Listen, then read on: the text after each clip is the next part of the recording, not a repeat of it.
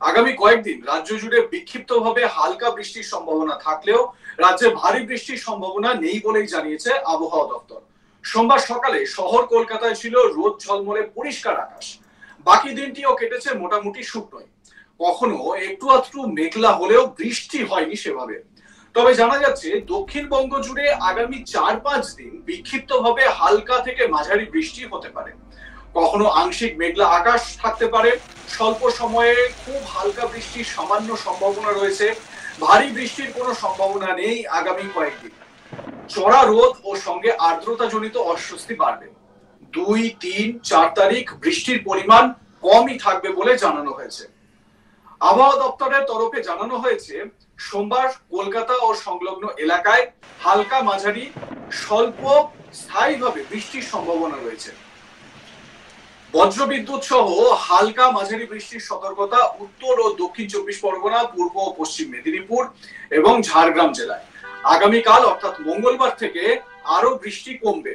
বৃষ্টি না হলে বাতাসে জলীয় বাষ্প বেশি থাকায় বাড়বে আর্দ্রতা জনিত অস্বস্তি। উত্তরবঙ্গের সব জেলাতেই বজ্রবিদ্যুৎ সহ হালকা মাঝারি বৃষ্টির সতর্কতা আগামী 24 ঘন্টায়। দার্জিলিং, কালিম্পং, জলপাইগুড়ি জেলার বিভিন্ন এলাকায় ভারী বৃষ্টির সম্ভাবনার কথা জানানো হয়েছে। বুধবার পর্যন্ত দক্ষিণবঙ্গে ভারী বৃষ্টির সম্ভাবনা না থাকলেও উত্তরবঙ্গের উপরের 5 জেলায় বিক্ষিপ্তভাবে বজ্রবিদ্যুৎ সহ বৃষ্টির সম্ভাবনা রয়েছে বলে জানিয়েছে হাওয়া অফিস। বুধবার দার্জিলিং সহ পার্বত্য এলাকায় ভারী বৃষ্টির সম্ভাবনা থাকবে বলেও জানানো হয়েছে।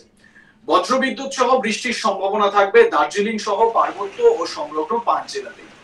এদিকে জানা যাচ্ছে আরব সাগরের উপর থাকা ঘূর্ণিঝড় আসনা পশ্চিমবঙ্গ ও দক্ষিণ পশ্চিম দিকে এগিয়ে শক্তি হারিয়ে গভীর নিম্নচাপে পরিণত হয়েছে। ঘূর্ণিঝড়ের অভিমুখ রয়েছে ওমানের দিকে। গুজরাট ও কর্ণাটক উপকূলে ভারী বৃষ্টি ছাড়া তেমন প্রভাব পড়বে না ভারতে। ইতিমধ্যে আবার বঙ্গোপসাগরে থাকা নিম্নচাপটি গভীর নিম্নচাপে পরিণত হয়েছে। স্থলভাগে প্রবেশ করার পর এটি শক্তি ক্ষয় করে সুস্পষ্ট নিম্নচাপে পরিণত হয়েছে। সেটি এখন বিদর্ভে অবস্থান করছে। পাশাপাশি জানা যাচ্ছে হরিয়ানা এবং নাগাল্যান্ডে একটি ঘূর্ণাবর্ত তৈরি হয়েছে, যার একটা প্রভাব কোথাও না কোথাও কিন্তু বাংলাতেও পড়তে পারে।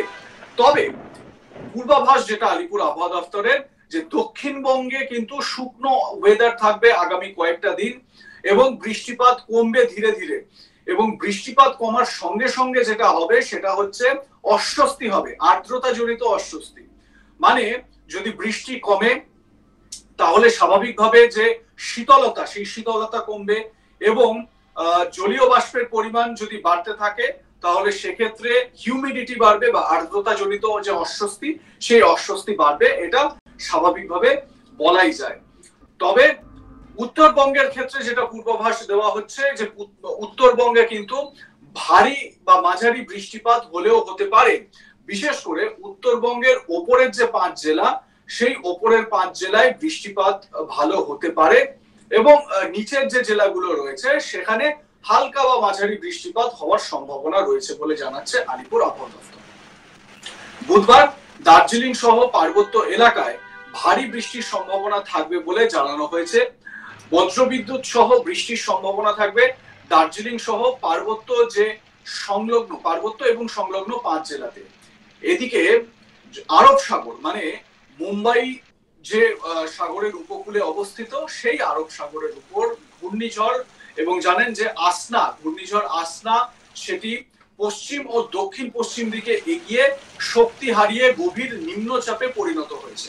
অর্থাৎ আসনার যে তেজ, সেই তেজ একটু কমেছে এবং আসনা এখন নিম্নচাপে পরিণত হয়েছে। ঘূর্ণিঝড়ের জেরে যে ঘূর্ণিঝড়, তার জেরে কি বৃষ্টিপাত এবং সেখানে ঝড় বৃষ্টি হতে পারে এবং সেই পূর্বাভাসই দেওয়া হচ্ছে। তবে প্রবল যে আশঙ্কা, সেই আশঙ্কা হয়তো আর নেই। তার কারণ ঘূর্ণিঝড় শক্তি ক্ষয় করেছে। এমনিতেই আমরা জানি যে সমুদ্র পৃষ্ঠ থেকে বা সমুদ্রে যখন ঘূর্ণিঝড় গুলো তৈরি হয় তখন একরকম শক্তি থাকে এবং তারপর যখন স্থলভাগে প্রবেশ করে তখন শক্তি ক্ষয় হতে থাকে এবং শক্তি ক্ষয় হতে হতে স্থলভাগ দিয়ে এগিয়ে চলে যে কোনো ঘূর্ণিঝড়। তো আসনার ক্ষেত্রেও সেটা অলরেডি শুরু হয়ে গিয়েছে। এবারে দেখার যে আগামী কয়েকটা দিনের আবহাওয়া সঠিক অর্থে কেমন থাকে। আপনাদের কি মনে হয় জানাতে ভুলবেন না। দেখতে থাকুন আজ তাক বাংলা।